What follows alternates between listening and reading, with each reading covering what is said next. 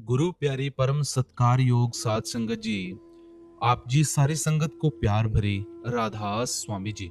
साध संगत जी, आज की साखी मिश्री के प्रसाद के बारे में है, जो हमें डेरा ब्यास में या सभी मेजर सत्संग सेंटरों में मिश्री का प्रसाद मिलता है। उसकी ताकत क्या है, आज हम इस साखी में सुनेंगे। तो साखी शुरू करने से पहले आप जी से बेनती की जाती है कि चैनल को सब्सक्राइब करके ऑल नोटिफिकेशन बेल जरूर दबा देना, ताकि आप ऐसी साखियां और सत्संग रोजाना के मॉर्निंग में जो 6 बजे डाले जाते हैं वो सुन सकें। हमारे इस चैनल के ऊपर और भी कई साखियां हैं, वो भी आप सुन सकते हैं। तो आज की यह साखी एक सत्संगी परिवार की है और इस परिवार के सभी सदस्य बहुत सेवा और सिमरन किया करते थे। परिवार के मुखिया और उनकी पत्नी पेशे से डॉक्टर थे और इनकी 2 संतानें थी। एक बेटा था जिसकी शादी हो चुकी थी और बेटी छोटी थी। बेटा और बेटी दोनों ही बहुत सेवा और सिमरन किया करते थे। इस पूरे परिवार को बाबा जी पर बहुत अटूट विश्वास था। अब जब लड़की ने पढ़ाई पूरी कर ली तो उसके लिए वह लोग रिश्ता देखने लगे। ये चाहते थे कि कोई अच्छा सत्संगी परिवार मिल जाए तो बेटी की शादी कर देंगे। लेकिन वो कहते हैं ना, शादियां पहले से ही लिखी होती हैं। हम कितनी भी प्लानिंग कर लें, मालिक की प्लानिंग के आगे हमारी प्लानिंग फेल है। तो इन्होंने बहुत से रिश्ते देखे, लेकिन कोई सत्संगी परिवार उन्हें नहीं मिला। फिर इनके एक रिश्तेदार ने इन्हें एक परिवार के बारे में बताया। वह परिवार सत्संगी तो नहीं था, लेकिन बहुत अच्छा परिवार था और भगवान को मानने वाले लोग थे, यानी देवी देवताओं को मानने वाले लोग थे।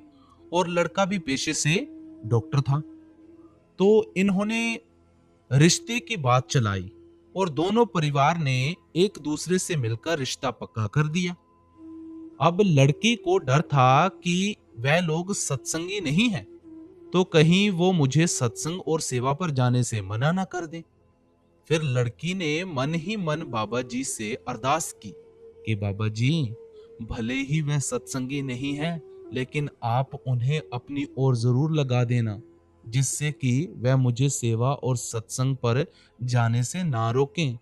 कुछ दिन के बाद शादी हो गई और लड़की ने अपने कमरे में बाबा जी की एक बड़ी तस्वीर लगा दी। जब शादी के अगले ही दिन लड़की की सास ने बाबा जी की तस्वीर को देखा तो उसने लड़के को सख्त हिदायत दे दी कि हमारे घरों में इंसानों की पूजा नहीं होती है। हमारे घर में हमने स्पेशल मंदिर बनवाया है, जहां पूरा परिवार रोज सुबह और शाम को पूजा करता है। और जब हमारे रिश्तेदार घर आएंगे और इस सरदार की तस्वीर देखेंगे तो वह हमारे बारे में क्या सोचेंगे। ये कहते हुए उसने बाबा जी की तस्वीर को वहां से उतार दिया और लड़की को कह दिया कि ये तस्वीर वापस अपने मायके में दे देना, यहां इस तस्वीर की कोई जरूरत नहीं। अब लड़की की नई नई शादी हुई थी, तो उसने भी चुपचाप अपनी सास की बात मान ली और बाबा जी की बड़ी तस्वीर को वापस मायके भेज दिया और छोटी सी तस्वीर को बेड के साथ टेबल पर रख दिया और टेबल की दराज में बाबा जी की प्रसादी का पैकेट रख दिया। जैसे कि हम सब अक्सर बाबा जी के प्रसाद के 2 दाने रोज खाते हैं, तो लड़की ने 2 दाने प्रसाद खुद और 2 दाने अपने पति को खिलाने शुरू कर दिए।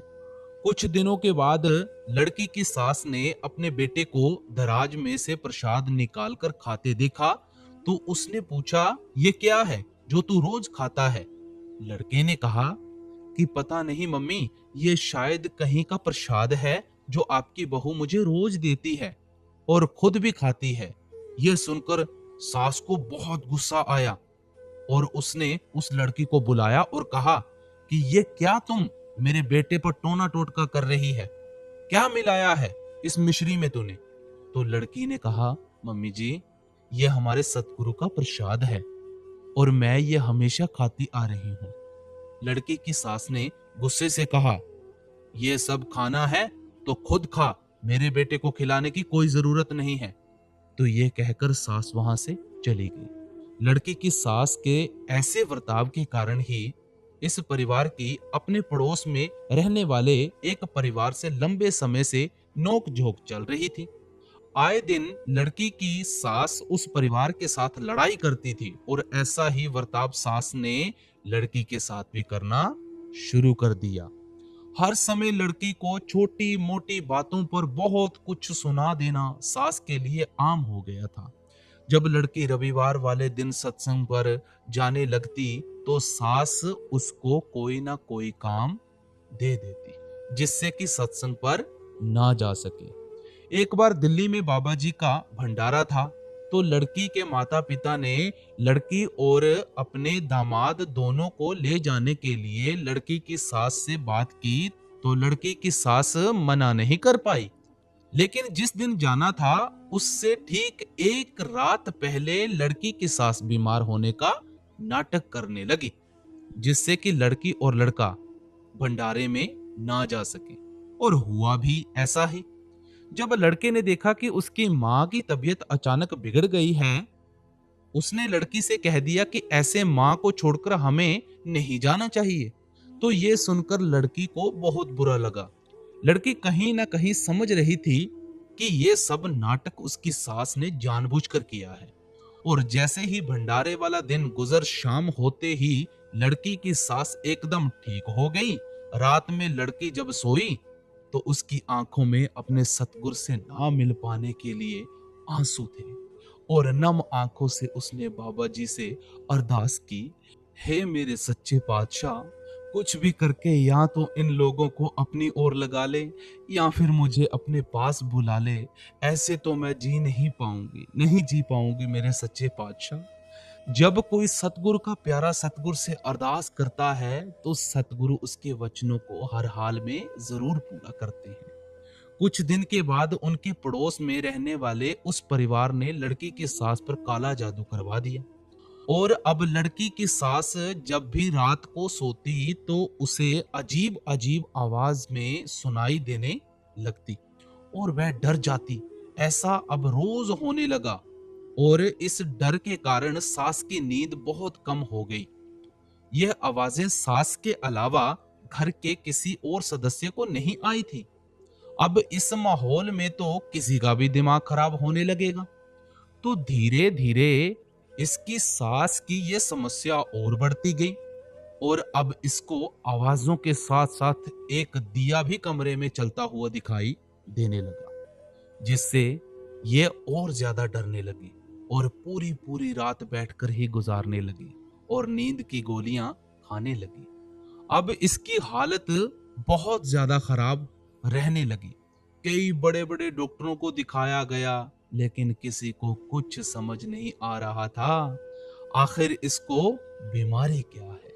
कोई मानसिक तनाव कह देता तो कोई कहता कि इन्हें बड़े लेवल का डिप्रेशन हो गया है। दवाइयों का असर कुछ खास नहीं हो रहा था। यह सब देखकर लड़की का पति बहुत घबराने लगा और उसकी अपनी माँ की चिंता सताने लगी। जब घर के इतने बुरे हाल हो गए हों, फिर एक दिन डरते हुए लड़की ने पति और सास से पूछा कि मैं अगर आपको कुछ करने को बोलूं तो क्या कुछ दिन के लिए वह काम आप कर सकते हो? तो सास ने कहा, जब सारे संसार के डॉक्टर मुझे ठीक नहीं कर पाए तो तू क्या कर लेगी? लड़की ने कहा कि मुझे पूरा विश्वास है अगर आप मेरी बात मान लेती हैं तो आप कुछ ही दिनों में ठीक हो जाएंगी। तो सास ने कहा कि ठीक है, मैं तेरी बात मान लूंगी। तो लड़की ने कहा कि आपको मेरे साथ सत्संग घर चलना होगा और वहां चलकर थोड़ी बहुत सेवा करनी होगी और प्रसाद के 2 दाने हर रोज खाने होंगे। आप यकीन मानिए, आप कुछ ही दिनों में एकदम ठीक हो जाएंगे। लेकिन आपको यह सब काम निष्काम भाव से और पूरे विश्वास से करना होगा। मन में जरा सा भी डाउट नहीं रखना। तो लड़की का पति भी अपनी माँ को समझाने लगा कि जब इतना कुछ करके देख लिया तो ये भी करके देख लो। तो लड़की की सास मान गई और लड़की के साथ सत्संग घर जाने लगी और वहां जाकर पौधों को पानी देने की सेवा और साफ सफाई की सेवा करने लगी और हर रोज प्रसाद खाने लगी। सेवा करके सास को अपने अंदर खुद ही एक बदलाव दिखाई देने लगा और अब जो उसके घर में आवाज आती थी वह सब आनी बंद हो गई। अब तो उसको ना तो नींद की गोली लेने की जरूरत पड़ती और ना ही बैठकर रात गुजारने की। उसने खुद ही अपने अंदर काफी सारे बदलाव देखे और अब सास पर सेवा का ऐसा नशा चढ़ गया कि एक दिन लड़की की तबीयत थोड़ी खराब थी तो सास अकेले ही सत्संग घर जाकर अकेले ही सेवा करने लगे। ये सब देखकर लड़की बहुत खुश हुई और फिर एक दिन लड़की बाहर से कहीं घर पहुंची तो उसने देखा कि बाबा जी की एक बहुत बड़ी फोटो घर के ड्राइंग रूम में दीवार पर लगी हुई देखी।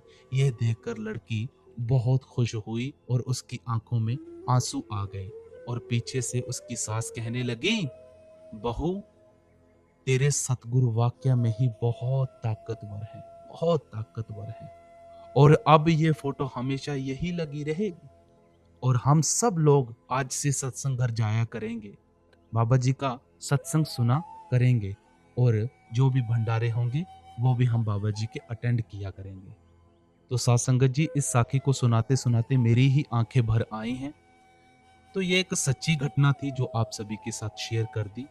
अच्छी लगे तो इसको लाइक कमेंट शेयर जरूर कीजिएगा आगे। तो ऐसे ही चैनल को सब्सक्राइब कर लीजिएगा, ऑल नोटिफिकेशन बेल पे प्रेस कर दीजिएगा ऐसी ही साखियां सुनने के लिए। तो मिलते हैं आप सभी के साथ एक और नई साखी के साथ, नए सत्संग के साथ। सभी को प्यार भरी राधा स्वामी जी।